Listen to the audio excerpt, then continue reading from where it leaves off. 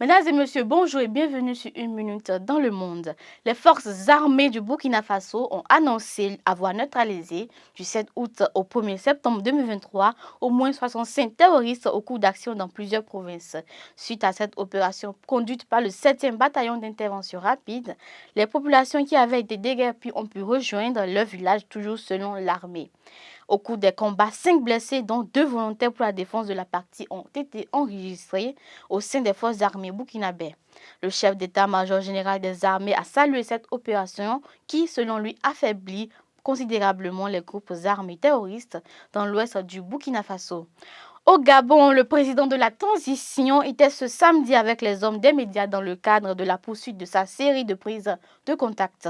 Pour cette première rencontre avec la presse, le général Brice Clotaire Oligui Nguema s'est dit prêt à faciliter le travail des journalistes par voie difficile sous le gouvernement déchu.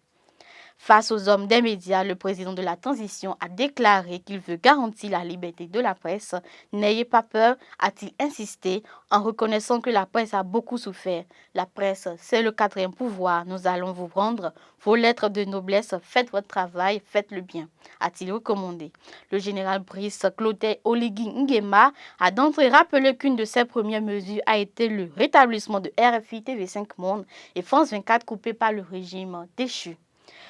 Au Niger, deuxième journée de manifestation ce samedi 2 septembre pour réclamer le départ de l'armée française. Plusieurs milliers de manifestants ont répondu à l'appel du M62, une coalition d'organisations de la société civile qui soutiennent le coup d'État militaire du 26 juillet dernier et qui exige le départ des soldats français du pays. Majoritairement jeunes, les manifestants ont brandi les pancartes et crié des slogans hostiles à la France et à son armée, exigeant le départ immédiat et sans condition des militaires français.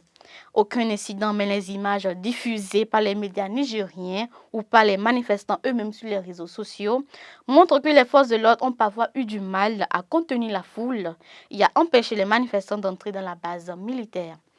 En Côte d'Ivoire, au lendemain du double scrutin municipal et régional pour lequel près de 8 millions d'électeurs étaient appelés à voter, la commission électorale indépendante a proclamé une partie des résultats hier dimanche.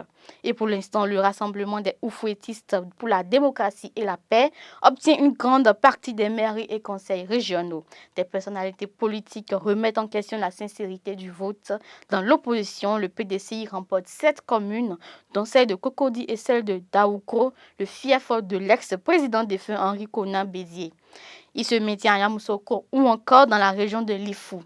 L'alliance avec le PPACI lui permet de gagner la vie de tout le pleu dans l'ouest du pays. Ce sera tout pour cette tranche d'information. Excellente semaine de travail à tous.